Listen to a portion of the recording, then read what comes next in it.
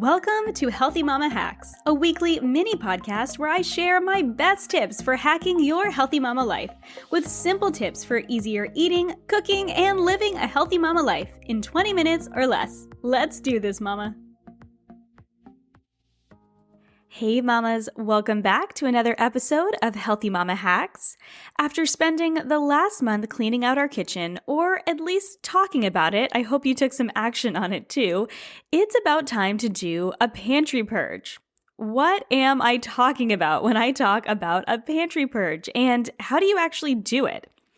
A pantry purge is something that I like to do about 2 to 3 times a year. And a pantry purge is just a designated amount of time. For me, it's usually a month, so 4 weeks, where you intentionally purge or get rid of, cleanse what is in your pantry.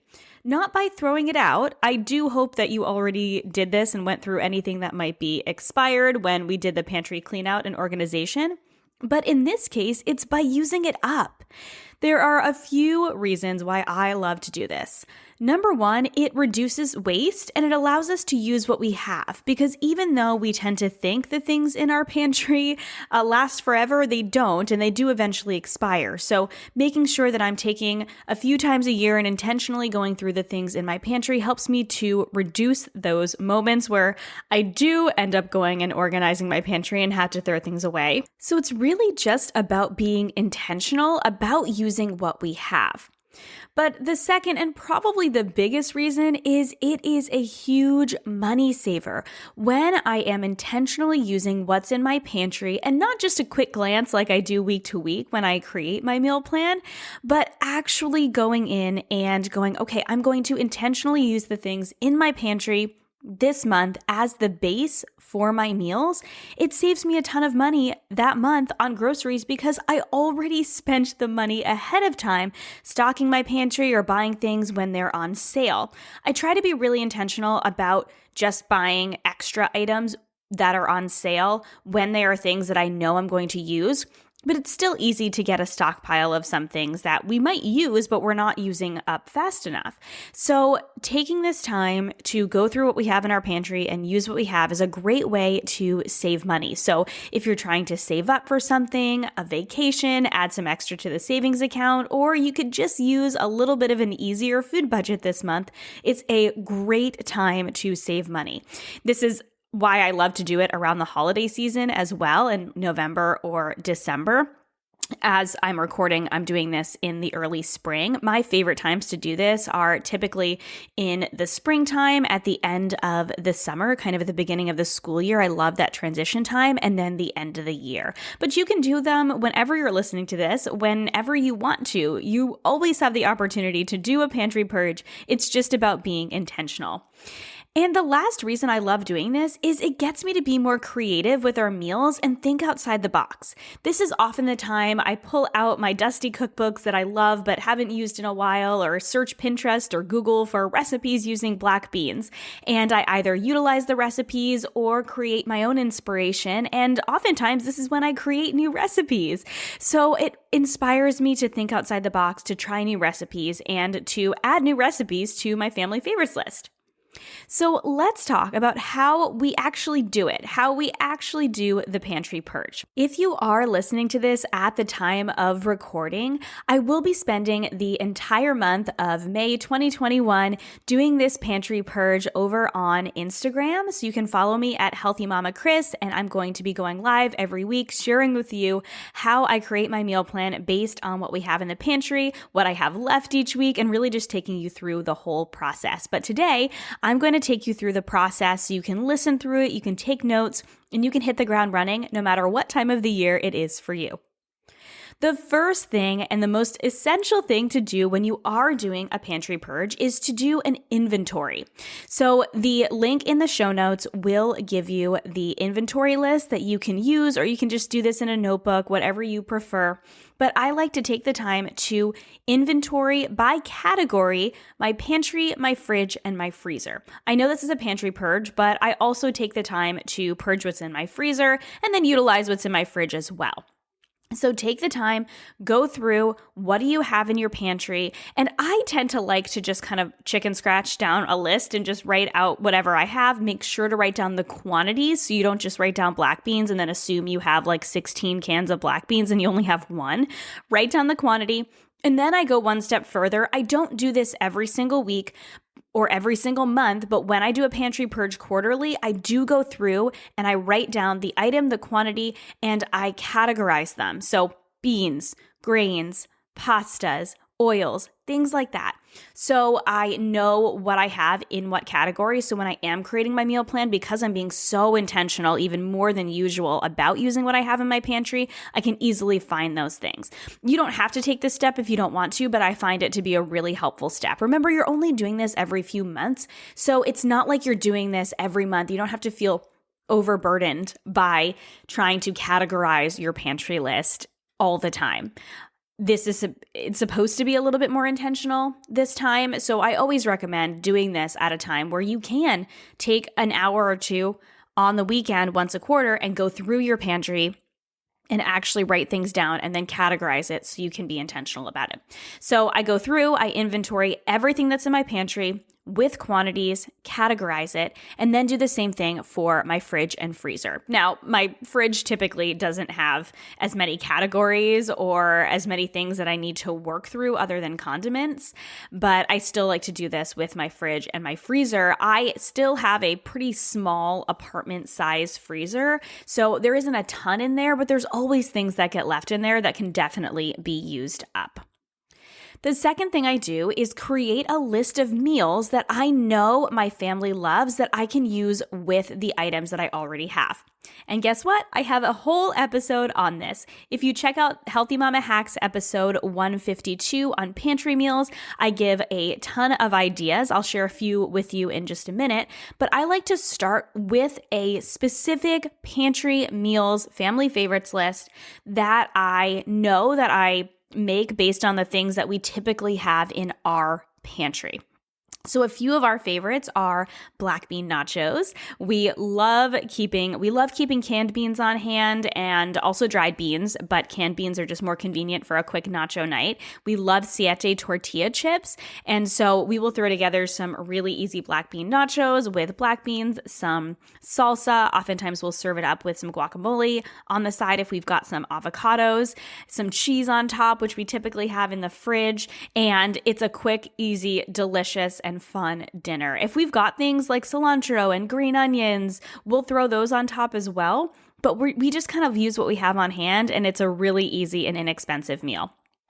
My sweet potato black bean chili, by the way, I'm going to link all of these recipes in the show notes and then also in the episode guide. You'll be able to get links to all of these. My sweet potato black bean chili is made up of pretty much all pantry staples, and I include sweet potatoes and onions as pantry staples because we use them all the time and I keep them regularly and they sit in the bottom of my pantry. So those are things that I consider pantry staples. It also uses peppers, and we oftentimes have those. We don't always, and so you can always leave these things out. If you are creating pantry meals, don't feel like you have to buy the extra ingredients. You can buy the extra ingredients you need, but if you just want to keep it a pantry meal, then just skip it. Just use the tomatoes. You've still got some veggies in there. It's all good. So my sweet potato black bean chili is a really great option.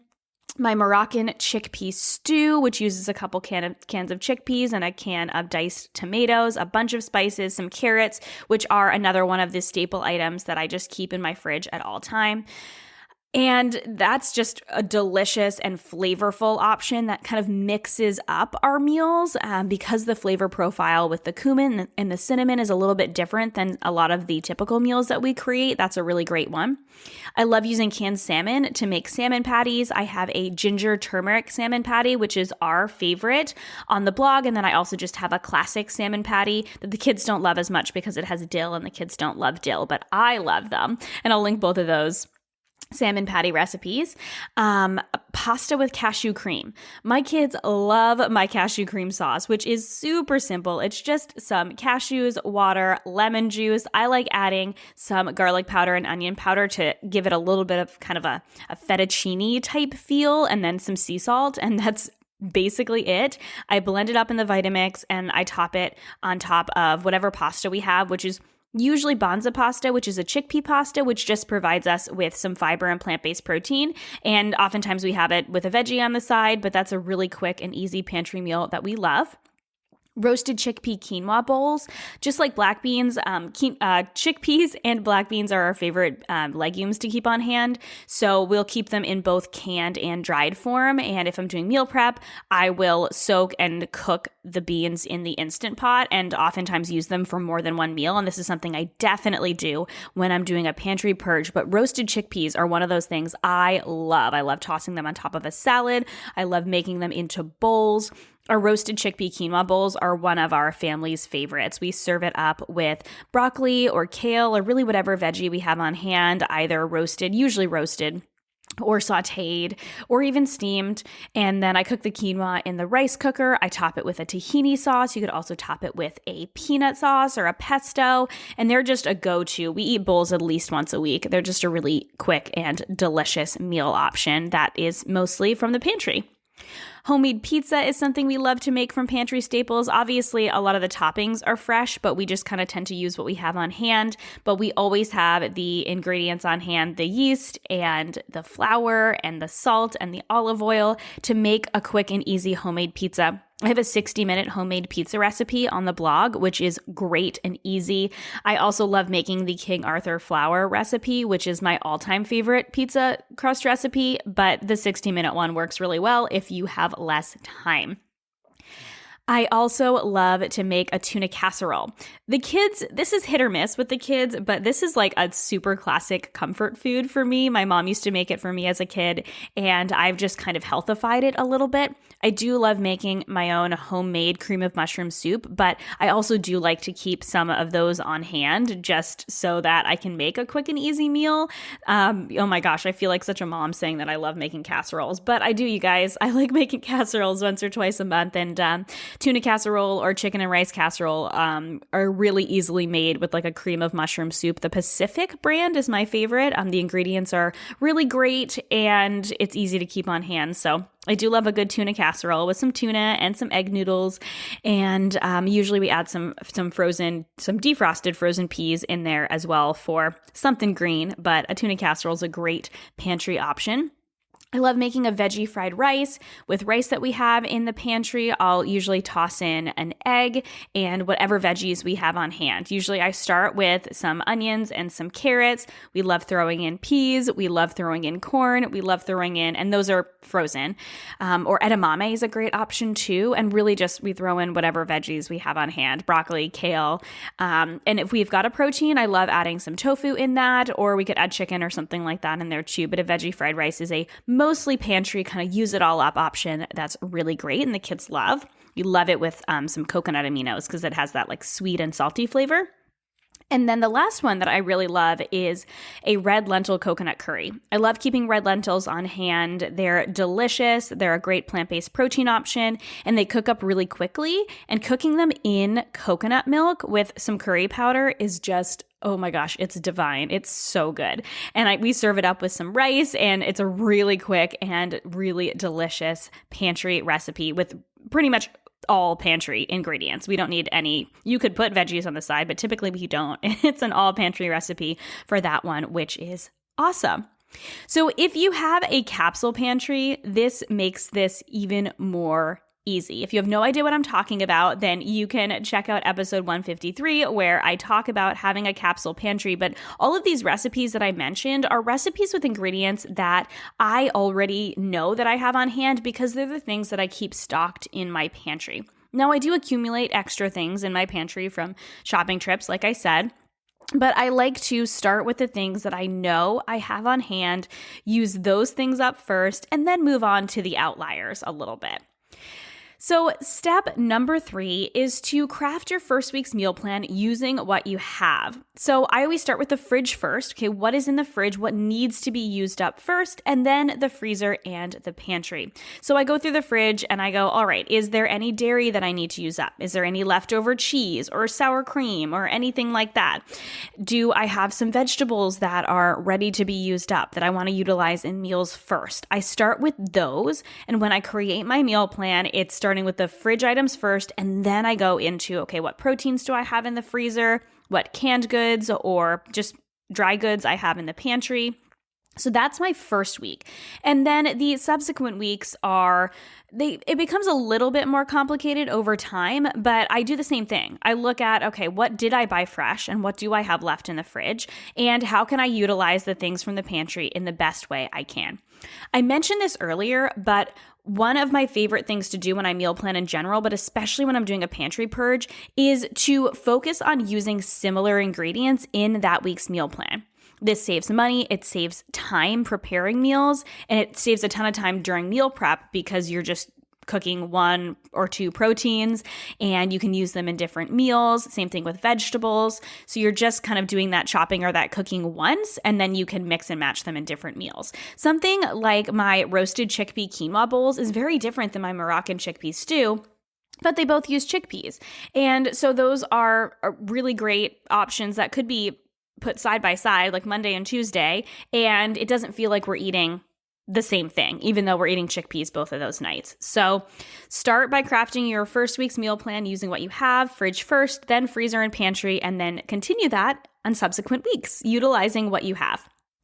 Step number 4 is to utilize Pinterest and cookbooks for new and interesting ideas using these pantry items. So I typically recommend, I keep a recipe binder, and I will link to, I can't remember what episode number it is, but I will link to that in the show notes and also in the episode guide.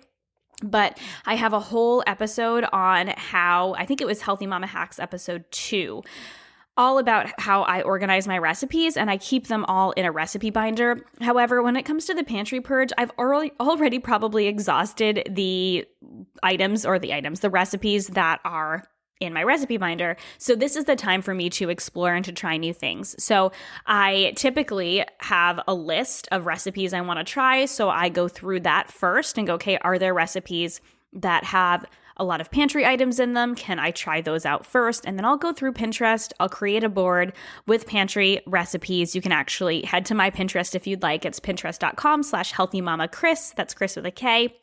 Again, I'll put that in the show notes, and see my pantry list. And so it's got my own recipes and then also other recipes that I love that have pantry staple ingredients.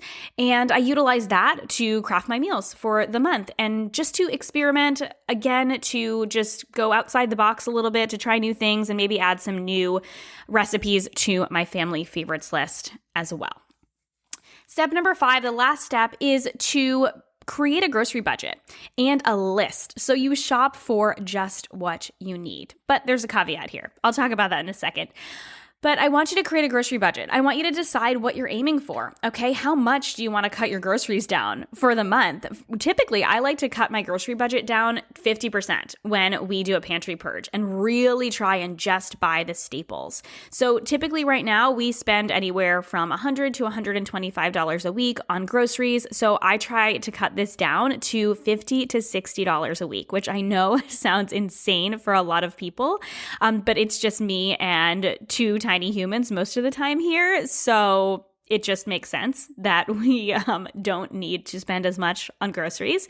And I'm also really strategic. If you listen to my monthly stock up episode, I talk about how I stock up with things at the beginning of the month and then utilize them throughout the month by doing smaller grocery shops. So typically I shop at Aldi or at Trader Joe's in between, and that saves me money as well. But I like to go even further this month and spend as little as possible on groceries so I can save, because that's part of the purpose of the pantry purge. Use up what we have, think outside the box, and save money. So I create a grocery budget and I create my first list that first week so I shop for just what I need. However, here's my caveat. Even when we're doing a budget-related challenge, which, spoiler alert, we've got another budget challenge coming up in June, we still leave room for fun, okay? This is something that Paige Schmidt, who is my former coach and friend, taught me. She is a food and money coach. She taught me to remember to budget in a way that is aligned with our values, okay? We value fun in our house. We value some treats and having some delicious snacks in our house. We value really nice coffee. We just keep it minimal and we don't overbuy. We focus on the things that we really appreciate and love. Because I'm doing a pantry purge doesn't mean I'm going to buy cheap coffee. I really, really, really value my delicious morning cup of coffee. So that is part of what I value, so I'm still going to buy that. However, I'm going to save in other ways. The purpose of the pantry purge isn't to have no fun with food, it's to be conscious of using what we have.